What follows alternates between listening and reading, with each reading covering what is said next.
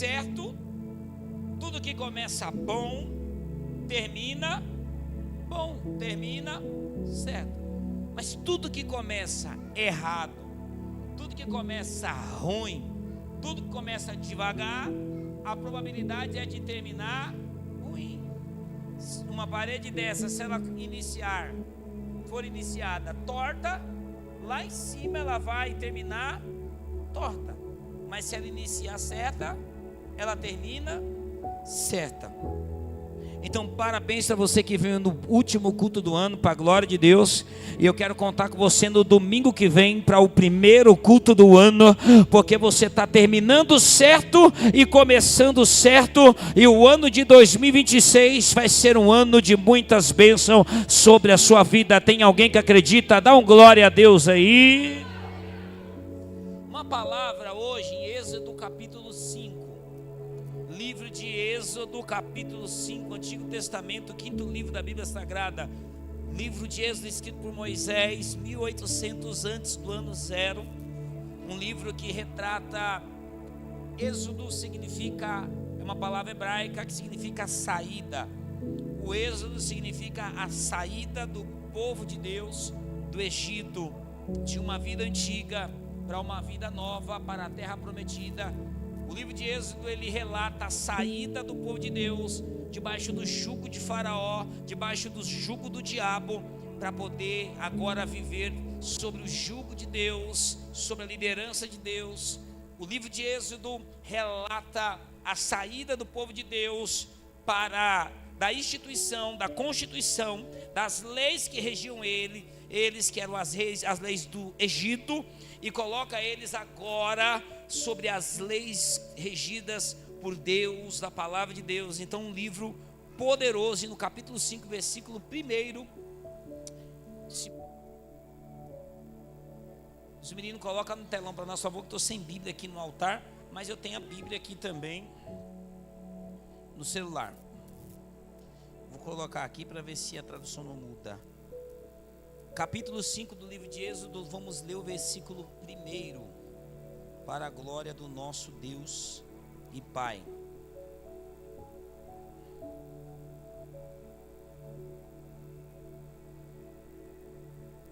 Onde está essa Bíblia? Está no telão já, né? Então vamos lá. Versículo 1 diz assim, ó. Depois disso, Moisés e Arão foram falar com Faraó e disseram: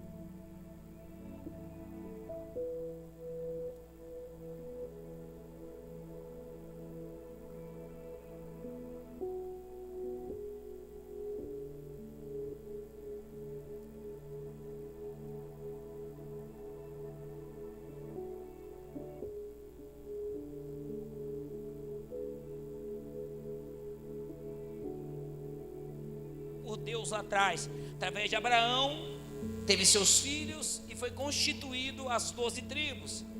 Das 12 tribos, da tribo de Judá, veio Jesus. E de Jesus veio a salvação para toda a humanidade, da qual nós fazemos parte. Então, a Bíblia que nós seguimos, as leis de Moisés, Deus se revela para os hebreus. Então a cultura dos hebreus, as leis hebraicas, mosaicas, os 10 mandamentos vieram para eles. Então a nossa vida, a nossa fé tem tudo, tem muito a ver com os hebreus, tem muito a ver com Israel, tem muito a ver com os judeus, tem muito a ver com a Terra Santa.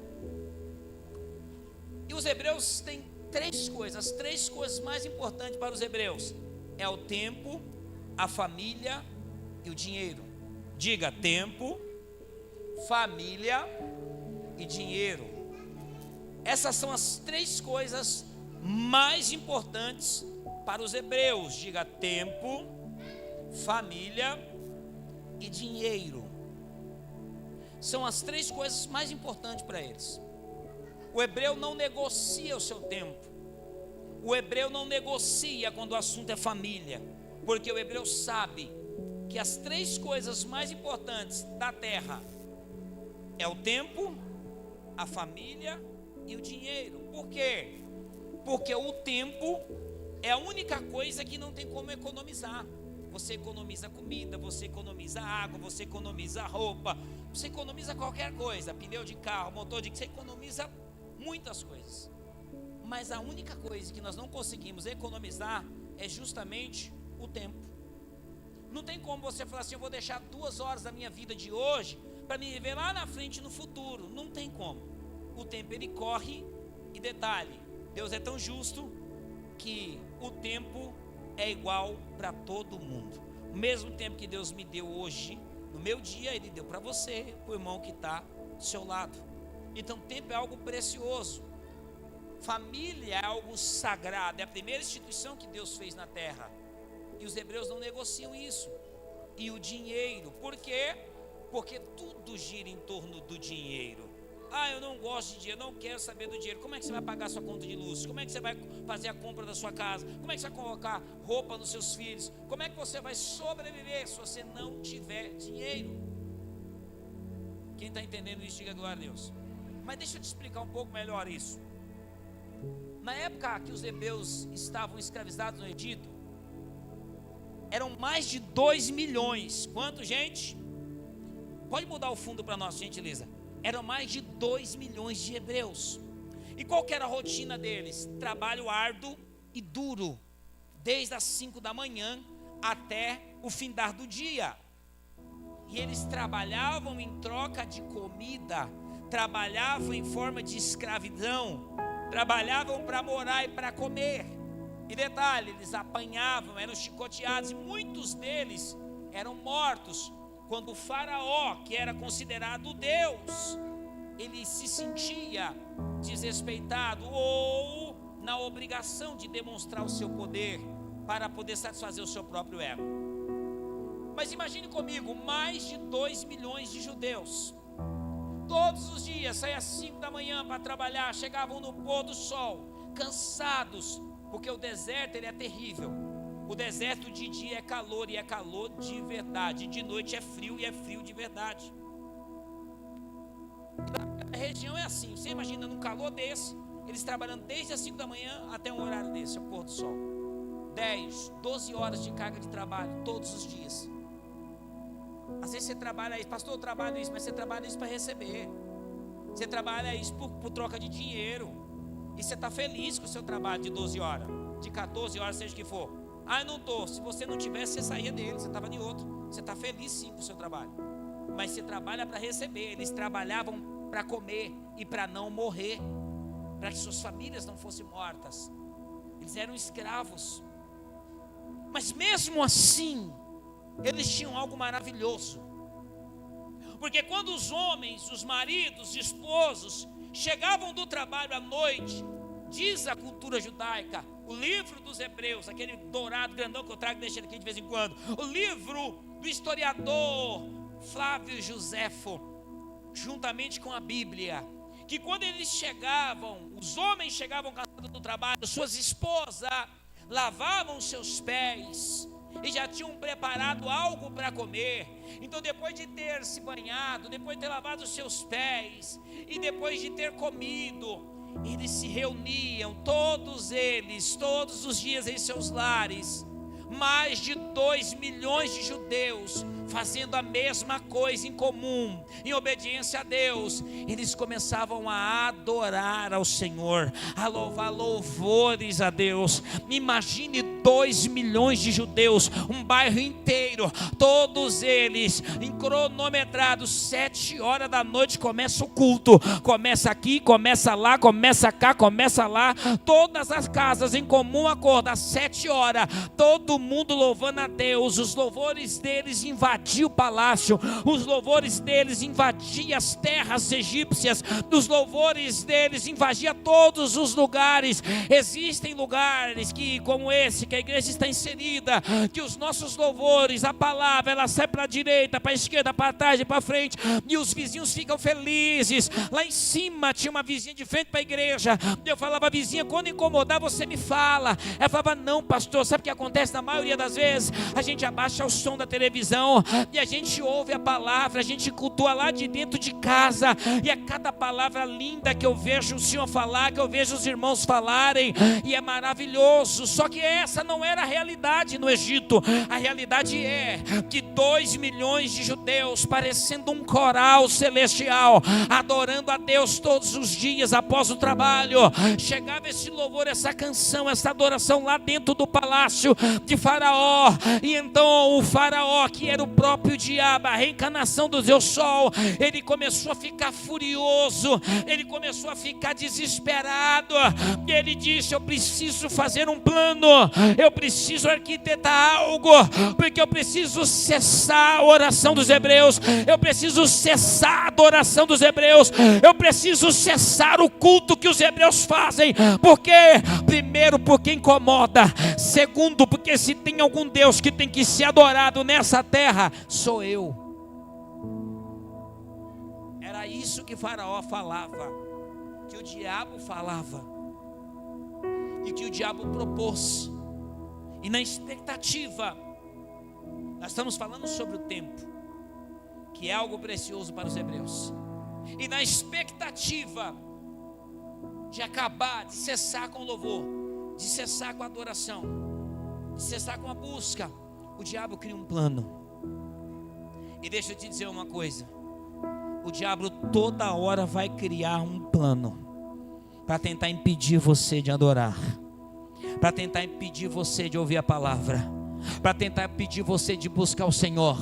Toda hora o diabo vai criar um plano, uma estratégia para te impedir de adorar, de se aproximar, de estar junto com o Senhor. Eu conversava com essa moça aqui hoje, ela falou: pastor, hoje foi uma luta, minha casa pegou fogo em cima do forro de gesso, aí arrumei, comi já no horário de vir para o culto correndo, trazendo um monte de alma. Ela está hoje no meio do caminho, 3 carros quebra um carro, quebra outro, um impedimento para chegar no culto, e ela nem sabia que essa palavra ia ser liberada hoje. É porque o diabo, ele vai lutar de todas as formas para tentar impedir de você adorar, para tentar impedir a sua oração. O diabo fica furioso quando você está arrumando a casa, o diabo fica furioso, irmão, quando você vai lavar seu carro, quando você vai para algum lugar e você liga o som no último volume, começa a adorar a Deus arrumando a casa, começa a adorar a Deus debaixo do chuveiro, começa a adorar a Deus lavando o carro, começa a adorar a Deus ouvindo para o culto, começa a adorar a Deus vindo do trabalho. E o diabo, ele vai criar uma estratégia. Toda vez que ele vê você vindo para o culto constantemente, toda vez que ele vê você subir no monte, toda vez que você abrir o jejum, toda vez que você dizer: hoje eu vou parar um pouquinho na minha casa, eu vou ler a Bíblia, hoje eu vou fazer uma oração de família, hoje eu vou tirar um tempo para Deus, toda hora o diabo vai inventar algo para tentar cessar a sua adoração. E o diabo cria planos extraordinários para o mal. E olha o que ele fez, nós acabamos de ler. Dá um pouquinho mais de microfone para mim, por favor, meus filhos. Eu controlo eles aqui. E o diabo cria um plano. Pergunta qual? Balança seu irmão e fala assim: aumentou os clientes. Fala, aumentou o salário. Fala, aumentou a carga de trabalho. Fala, agora 2 trabalhos para ficar mais que abençoado. Fala, o diabo aumenta as atividades. Viu o que ele fez? Deixe o meu povo ir. Não, porque eles são um bando de preguiçosos. Faz uma coisa, ao invés agora de vocês deixar a palha perto deles, para eles poderem fabricar o tijolo, agora é o contrário, eles vão ter que buscar a palha também. Vocês vão ficar de braços cruzados o dia inteiro agora. Detalhe, aumenta o horário de trabalho deles. E detalhe, cobra deles o mesmo número de tijolos. E detalhe, manda vir agora até os mais novos para trabalhar também. O diabo, para tentar impedir e cessar a adoração, a oração, a busca, a comunhão do povo de Deus, ele aumentou a carga de trabalho. Todo dia os hebreus chegavam, as esposas lavavam seus pés, eles sentavam lá na mesa, tiravam 2 horas de adoração, e o louvor inundava o Egito. O que acontece agora? Com o aumento da carga de trabalho, eles chegam em casa, as esposas lavam os pés, e antes mesmo deles acabarem de comer, já estão assim: marido, é hora do culto. Ai, amor, faz com as crianças que eu estou cansado. É hora de ir para a igreja. Ah, vai lá, vai sozinho hoje eu não vou não, que eu estou cansado. Hoje eu não vou não, que eu estou cansada. É um plano antigo que ele usa até hoje contra a nossa vida. Vou abrir o outro trabalho para você. Sai 5 da manhã de casa, sai 2 horas do seu trabalho, e 3 horas você entra no outro, e 11 horas, meia-noite, 10 horas, 9 horas da noite você sai do segundo trabalho. E aí o que acontece? Você chega 10 horas em casa, não deu tempo de você vir para o culto, mas tem uma campanha rolando no monte. Aí o que o diabo faz? Você está cansada, você está cansado, não vai hoje não, não vai nessa campanha não. É a mesma estratégia que ele usou lá atrás, ele usa até hoje contra as nossas vidas. Você percebeu que você tem tempo para tudo? Você tem tempo para maratonar a série, você tem tempo para ir para o shopping, você tem tempo para ir para o parque, você tem tempo para viajar, você tem tempo para um monte de coisa. É quando chega na hora de ir para o culto, quando chega na hora da rede de mulher, quando chega na hora da rede de homem, quando chega na hora da campanha de oração no monte, quando chega na hora do culto de estudo, quando chega na hora de cultuar a Deus, estou cansado. Você tem tempo para fazer um bico no sábado, que é sua folga, no domingo, que é sua folga. E quando alguém diz: o biquinho, 200, 250, 300, 400, o que você faz? Eu vou porque eu estou precisando, se a grana vai salvar. Mas se alguém falar para você assim: bico ou culto, o que você quer? Aí você fala assim: bico. E o culto? Ah, o culto eu estou cansado.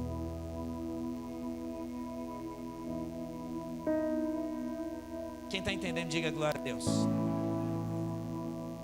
O diabo, ele dá um jeito de consumir o nosso tempo. O diabo dá um jeito de fazer nós nos desgastarmos dentro do nosso próprio tempo que Deus nos deu. Por que tem um que trabalha às vezes mais pesado que você e não anda tão cansado como você? Por que tem outra que trabalha numa carga horária mais pesada que a sua e não anda tão cansado como você? Porque o diabo, ele cria uma situação para fazer a gente nos desgastar no meio do tempo, para nós não darmos prioridade no que realmente é importante para nós. Balança o seu irmão e fala assim: toma cuidado com o seu tempo.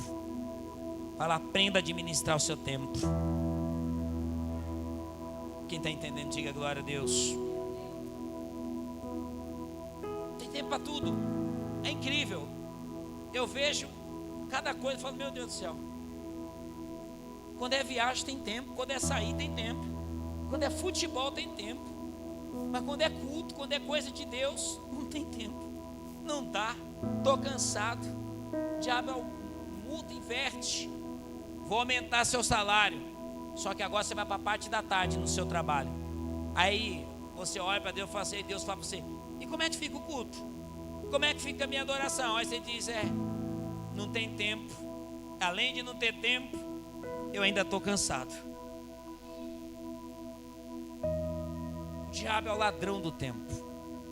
Balança, irmão, fala assim: cuidado com o ladrão do tempo. Fala, como é que está seu tempo? Às vezes você está finalizando um ano com excesso de atividade, sem tempo para o que realmente é importante. Não estou falando só tempo para Deus, não. Quanta gente que trabalha tanto. O homem trabalha tanto e não tem tempo para a esposa. A mulher trabalha tanto e não tem tempo para os filhos, e depois reclama: ai, meus filhos estão distante de mim. Ai, meus filhos não querem saber da igreja. Ai, meus filhos não sei o quê. É claro, você trabalha muito. Seu tempo está sendo consumido. Você não tem tempo para seus filhos. Alguém vai ter tempo para eles. Se você não tem, alguém vai ter. Não tem tempo para a esposa, não tem tempo para o marido. Trabalho tanto, sabe, apóstolo, não dá para poder fazer uma viagem.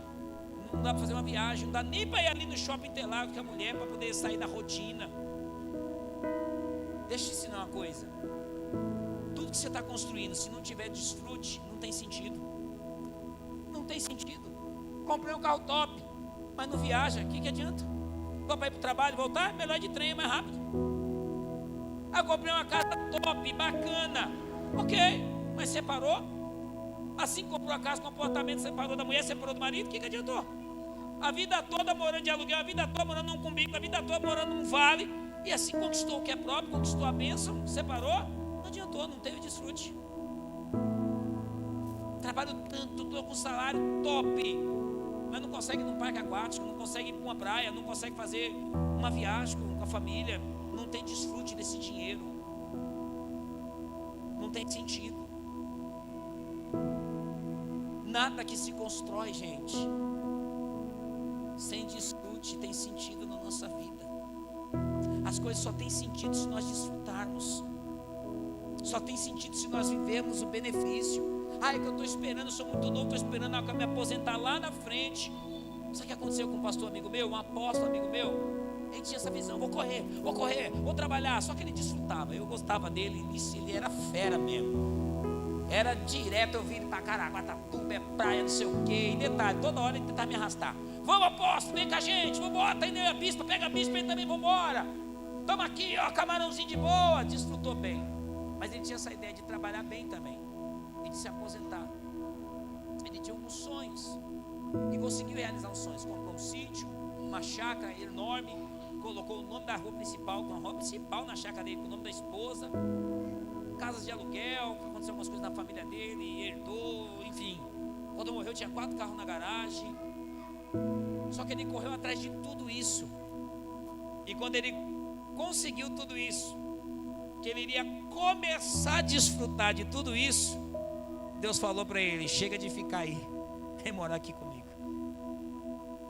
Ah, Senhor, mas agora? Agora.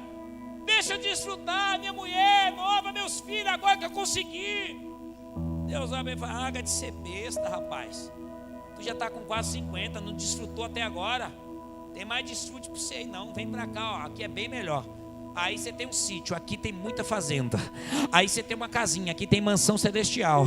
Aí você está andando em rua de estrada, aqui nós temos rua de ouro. Aí você está indo lá para a praia, onde todo mundo mija, todo mundo costa, onde todo mundo entra de qualquer jeito. Aqui eu vou te ensinar o que é nadar no rio da vida. Vem para cá. Levou. Foi benção para ele? Foi. Mas tudo que conquistou, deixou. Pergunta para quem? Pergunta para quem? Balança seu irmão e fala assim: ficou para o próximo. Porque fica para o próximo. Se eu morrer hoje, a pessoa não vai ficar solteira. Ela está velhinha, quer dizer, ela está novinha. Está nova. Acabou de fazer 54 anos. Acabou de fazer 40 anos a bispa, está nova, gente. Se eu morrer, ela vai ficar aí de boa? Sim ou não? Vai ficar viúva a vida toda? Sim ou não? Eu vou vir puxar o pé dela, já falei para ela. Agora, se ela morrer, eu vou ficar só com o ministério. Já está selado isso. Cara, Se eu morrer, eu estou selado no ministério, filho. Se você morrer, você partiu, eu vou ficar só na obra. Hã? Eu estou novo. Se cuida. Senão fica para a próxima. Eu tenho que me cuidar, senão fica para a próxima. Ô Diego, fica para a próxima, filho. Tem que fazer. É ou não é? Então qual que é o conselho para você? Desfruta do que você já tem. Pastor, mas eu não tenho nada. Mas eu não tenho nada. Cria alguma coisa, inventa alguma coisa. Pastor, mas eu não tenho nada. Você tem fôlego de vida, saúde. Você tem alguma coisa assim.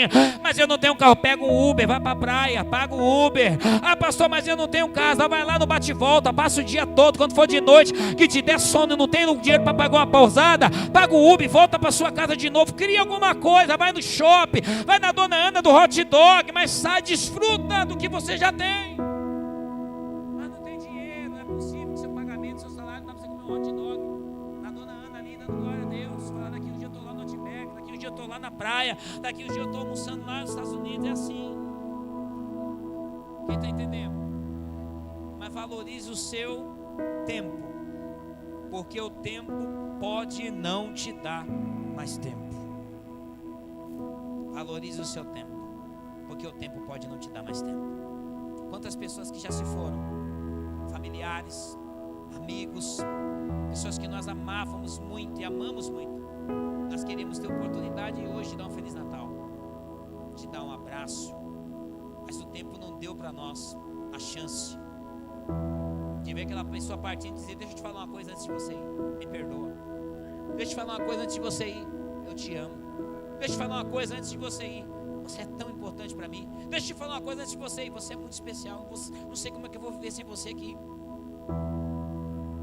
O tempo pode não te dar mais tempo.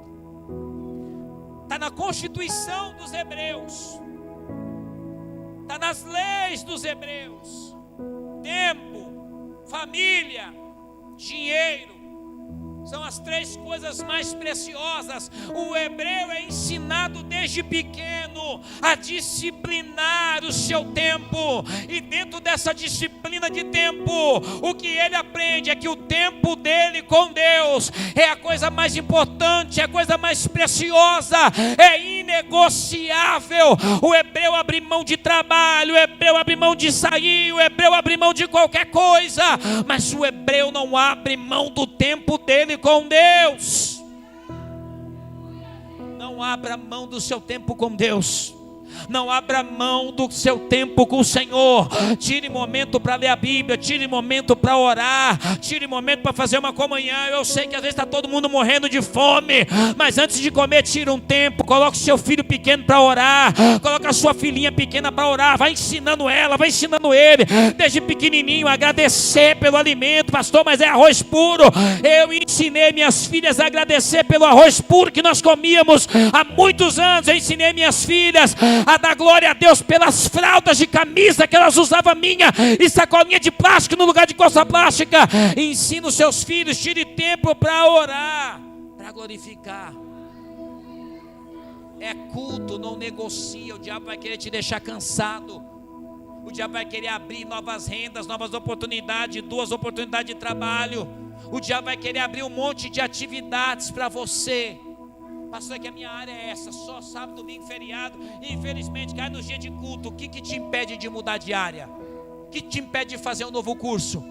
Você nasceu aprendendo só fazendo isso? Seu cognitivo é tão fechado, é tão limitado, que a única coisa que você sabe fazer na vida é isso? Com mais de 3 trilhões de neurônios que você tem no seu cérebro para te dar inteligência e capacitação, será que o seu já foi destruído, queimado, torrado, destruído, e você tem tão pouco que não consegue se abrir para uma nova profissão, que não consegue se abrir para um novo trabalho, não consegue se especializar em outra coisa que vai te render mais tempo? Todo mundo acha que o ouro, todo mundo acha que o dólar, todo mundo acha que o euro, todo mundo acha que o diamante, que o petróleo são as coisas mais valiosas da terra. Mas eu quero te dizer que não. O euro, o dólar, o real nem coloco. Porque o real a gente sabe que não vale. Mas o euro, o dólar, franco suíço, petróleo, diamante, ouro e prata, o valor deles são muito pequenos. Muito pequenos. Quando nós colocamos eles comparado a tempo e a conhecimento. Os dois poderes maiores do mundo se chama tempo e conhecimento. Que isso, pastor? Sim. Tempo, conhecimento. Se fosse assim, tanta gente que ganhou na Mega Sena, tanta gente que ganhou no Big Brother, tanta gente que ganhou não sei na onde, na Fazenda, que não tinha nada, era pobre, ganhou, ficou milionário no outro dia, e depois de dias ficou pobre de novo. Porque tudo que tinha era dinheiro, e dinheiro não enriquece ninguém. Riqueza não é só sobre finança, sobre dinheiro, não tem como negar. Riqueza a gente fala de dinheiro, prosperidade está falando de dinheiro sim, porque a falta dele revela a falta de prosperidade. Mas a prosperidade começa aqui, numa mente, conhecimento, numa mente aberta. Então, a segunda coisa que os hebreus, que eles colocam como prioridade para eles, é a família. A família, eles sabem, eles têm a família como o bem mais precioso. Nessa passagem, que nós lemos ali em versículos mais à frente, eles vão voltar até o faraó. E quando eles voltam até faraó, ele fala assim: faraó, Deus mandou dizer: deixe meu povo ir até o deserto me oferecer 3 dias de adoração. Faraó fala assim: vamos fazer o seguinte, já mandou essa praga aí, o pau já está quebrando, vamos fazer assim, vai então, só os homens, deixa as mulheres e as crianças. Não, só os homens, pode ir, fica aqui as mulheres e fica aqui as crianças. Moisés se levanta e aponta o dedo para Faraó e diz: faraó, a nossa família ninguém divide, a nossa família ninguém destrói, a nossa família ninguém toca.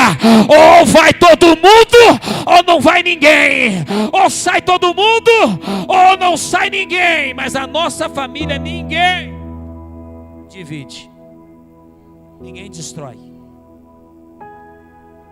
O diabo ficava furioso no coro de Faraó. Por quê? Porque mesmo impondo tanto trabalho, tanto sofrimento, morte, chicotada, escassez e miséria sobre as famílias do Egito, todo santo dia, depois de tanto sofrimento, depois de ver os irmãos, os familiares serem chicoteados até os seus corpos serem abertos no chicote, depois de verem seus senhores, depois de verem os seus filhos pequenininhos trabalhando como escravos, depois de verem seus irmãos, sendo muitos deles mortos para poder gerar temor e opressão, ainda assim eles chegavam dentro dos seus lares à noite e eles adoravam a Deus em união. Ainda assim eles tinham união, ainda assim eles eram unidos, ainda assim uma família se compadecia da outra, ainda assim eles carregavam um lema: mexeu com alguém da minha família, mexeu comigo. Se saiu um, sai todo mundo, mas se não sair nenhum, fica todo mundo. A minha família ninguém divide, faraó. Faraó fica furioso. E aí, quando Moisés vai na segunda vez, ele diz isso: vai só os homens, fica a família, fica a esposa, fica os filhos. Porque o diabo sabia e sabe que a família é o nosso coração, a família é o seu coração. Aí o diabo falou para eles assim: ó, vai os homens e o coração deles fica aqui no Egito. Por quê? Porque é a única forma deles irem e voltarem. Porque se liberar as mulheres e os filhos, eles vão e não voltam mais. Mas então eu prendo o coração deles aqui, eles vão, mas o coração fica. É por conta do coração deles que está aqui, nas esposas, nos filhos, eles vão voltar. Vai! Mas deixa o coração de vocês aqui. Moisés levanta e diz: faraó, ninguém toca no nosso coração. E nós não nos separamos da nossa família. Pelo contrário, a nossa família ninguém divide. Balança alguém e fala: a sua família é o seu bem mais precioso. A sua família precisa ser o seu bem mais precioso.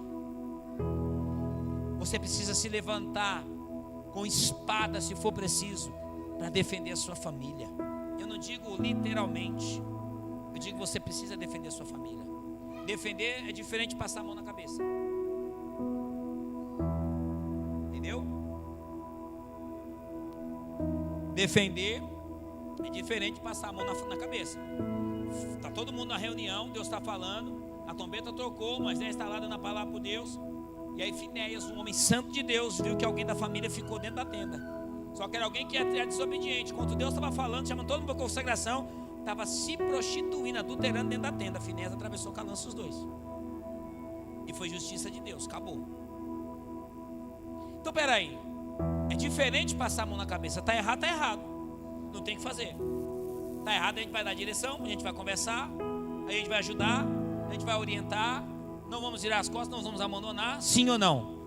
Mas a nossa família nós não podemos abrir mão. Esse dia eu estava falando com uma pessoa que falou assim: bandido tem que morrer, bandido não sei o quê, bandido. Eu falei assim: tá. Mas e se seu filho se tornar um bandido amanhã, quando ele crescer? Como é que vai ser? Meu filho não. Eu falei: você não sabe. Meu filho não. Eu falei: você não sabe. Eu já vi filho de gente boa virar gente ruim. E eu já vi filho de gente ruim virar gente boa. Ninguém sabe do futuro. Ninguém sabe do dia de amanhã. Sim ou não? Mas uma coisa é certa. Independente de quem a pessoa da sua família se torne, é sua família, você não vai abandonar. Você não vai poder abrir mão. Eu sou crente, eu sou do cajado, meus filhos virou gay. E aí? Virou homossexual, virou lésbica. E aí? Vai deixar de amar? Vai abandonar? Porque os pastores antigos ensinam isso. Excomunga, joga pra fora da sua casa. Virou gay, virou lésbica, sai, tira fora da sua casa. É isso que a religião ensinou o tempo todo. Mas Jesus não ensinou isso. Seu filho você vai ter que amar. Lembrando ele que Deus ama o pecador, mas não ama o pecado. O pecado dele não tem nada a ver com o amor que Deus tem por ele. Sim ou não? E está tudo certo. Moisés se levanta para Faraó e diz: Faraó, o negócio é o seguinte: da minha família, da nossa família, ninguém vai ficar no Egito. Eu vou repetir de novo para você entender. Moisés se levanta e diz: Faraó, da nossa família, ninguém vai ficar no Egito. Eu vou profetizar mais claro para alguém poder entender aqui. O que Deus está dizendo não é que 2026 é ano de salvação. Ninguém da tua família vai ficar no Egito. Nós vamos lutar, nós vamos orar. Deus vai salvar a sua família. Você vai vir para o culto e a família toda vai vir também. Você vai adorar e a família toda vai adorar também. Você vai buscar e a família toda vai buscar também. Não tem coração duro, não tem gente difícil, não tem causa impossível. A sua família não vai ficar no Egito. Tem alguém que acredita? Manda um brado de glória para Deus aí.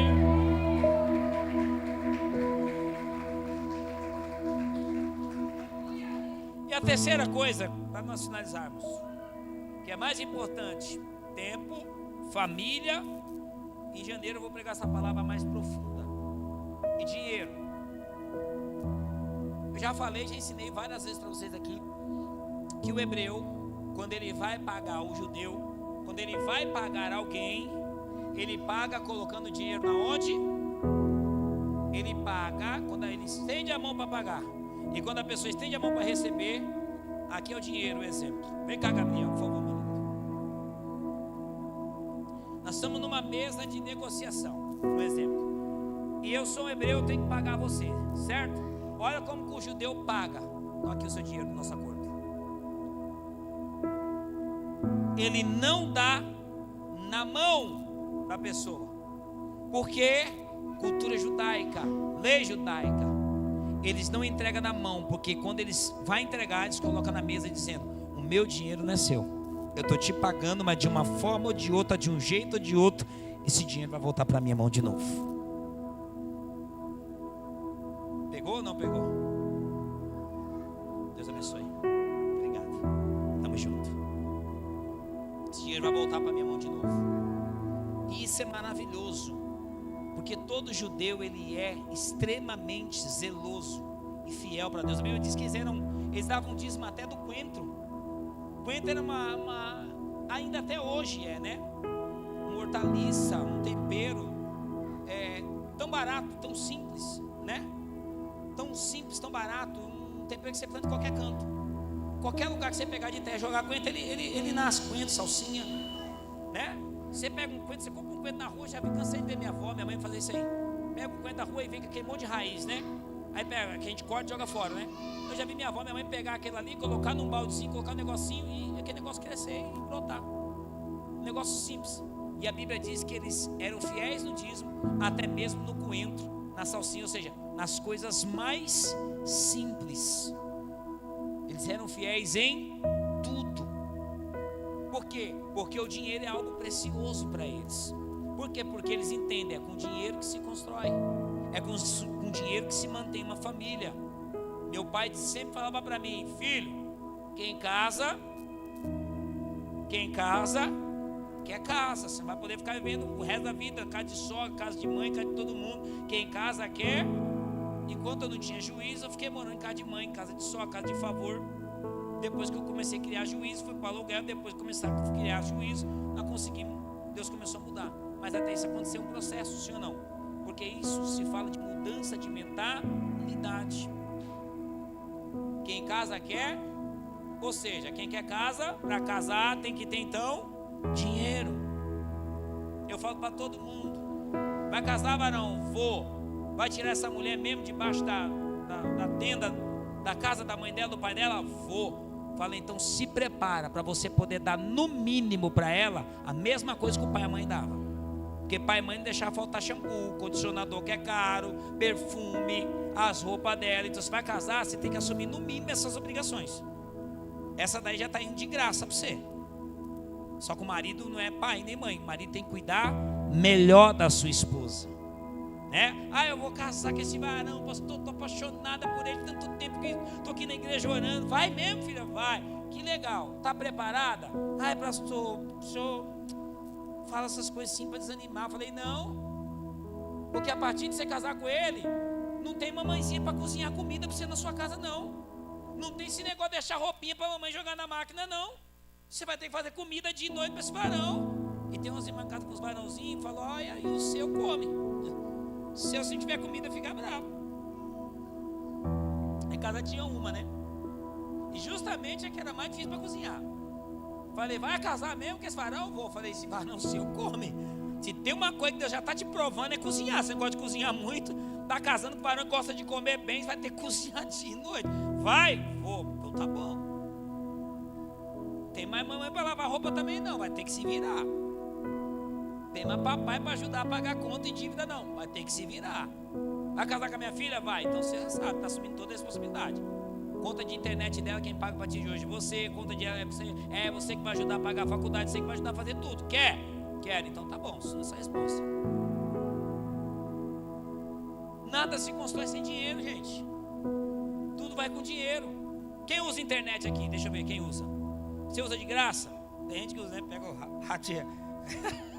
Aqui é o Wi-Fi do vizinho. Pra você usar a sua internet para se comunicar, para se conectar, você já tem que ter dinheiro, tem que pagar a internet celular, é ou não é? Por isso que para os hebreus o dinheiro é algo importante. Quando eles estão saindo do Egito, a Bíblia diz, a história diz, e a Bíblia confirma, que eles viveram 430 anos escravizados no Egito.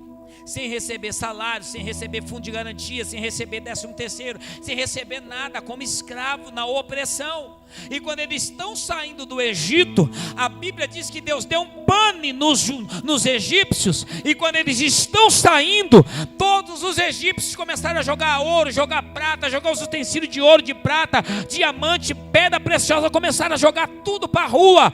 E a voz de Deus veio para Moisés e disse: Moisés, faça o povo levar tudo que estão jogando para fora. E Moisés disse: pega tudo. Mas Moisés, é deles. Não, pega tudo. Deus mandou pegar tudo, mas Moisés, é deles. Aí Moisés se levanta e diz: não. Faraó fala: as riquezas do Egito é minha, vocês vão, mas as riquezas ficam.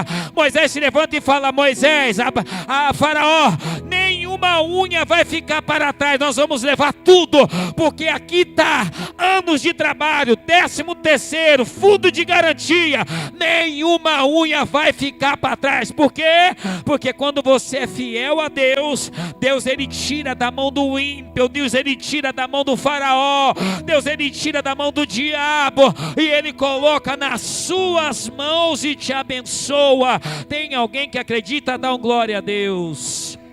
Se coloque de pé em nome de Jesus. Prepara o louvor para nós, por favor. Eu queria que você colocasse a mão no seu coração. E eu quero orar por você nesse momento.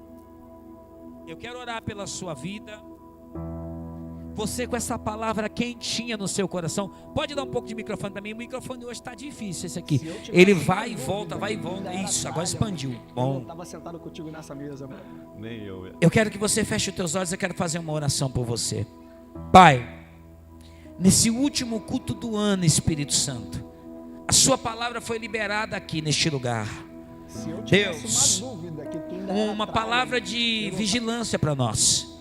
Uma palavra que nos alerta que o diabo quer aumentar as nossas atividades. O diabo quer aumentar a carga de trabalho. O diabo quer aumentar e roubar o nosso tempo, nos deixar cansados, cheios de atividades. Pai, para consumir o nosso tempo, consumir o nosso emocional, para quando chegar na hora de darmos o nosso tempo ao Senhor, nós estarmos cansados e negociarmos esse tempo. Pai, nós aprendemos aqui que a família é o bem mais precioso, é sagrado, que família na presença de Deus é coisa linda, e é por isso que o diabo luta. Quando o marido vem, a esposa desanima. Quando a esposa anima, o marido desanima. É difícil os dois estar na fé junto. Deus, um vai e outro fica. O diabo quer dividir, o diabo quer destruir, o diabo quer pôr contenda. É por isso que coisas acontecem no ciclo familiar, coisas acontecem no meio dos amigos, coisas acontecem no trabalho, até mesmo na igreja, e isso vai explodir uma bomba lá dentro do lar, uma confusão, um conflito, meu Pai, entre os casais, porque o diabo quer dividir. Mas aqui eu profetizo para o capeta ouvir nessa noite: ninguém divide a nossa família, ninguém vai destruir a nossa família, ninguém vai destruir o lar dessa mulher, o lar desse irmão, ninguém vai dividir o lar dessa pessoa, mas ao contrário, ninguém da família vai ficar no Egito. O Senhor vai salvar, vai libertar, vai curar, vai transformar. Até mesmo, meu Pai, aquele que é mais difícil aos olhos humanos. E nós aprendemos aqui, Senhor, que o dinheiro, ele é sim uma das coisas mais importantes, e que o dinheiro proporciona para nós tem que ter desfrute. Se não tiver desfrute, não tem sentido, Senhor. Nós ganhamos dinheiro para desfrutar com a nossa família, com o nosso lar, para honrar o Senhor, e isso tem benefício, Pai. Que essa palavra fique gravada no coração dos teus filhos, que os teus filhos e filhas, todos nós, começamos o ano, meu Pai, com essa palavra no nosso coração, tendo disciplina no nosso tempo, e no meio da disciplina entendermos que a coisa mais importante é o nosso tempo com o Senhor. Deus, que o Senhor abençoe o ano novo, o final de ano de cada um dos seus filhos. Ainda antes de domingo que vem, na virada de ano, às 11 horas, às 23 horas, nós estaremos aqui das 23 às meia-noite e 5 para o culto da virada, o culto da concordância, a ceia da virada. Vai ser maravilhoso. Já abençoa, Deus, no nome de Jesus. E eu quero profetizar um final de ano e uma virada de ano extraordinária na vida dos teus filhos, em nome de Jesus. Pode soltar o louvor. E quem quer diga amém. Diga graças a Deus. Repete comigo, diga tempo. Diga mais forte, tempo, família, dinheiro, importantes para a minha vida. Amém. Adora o Senhor. Vamos adorar o Senhor.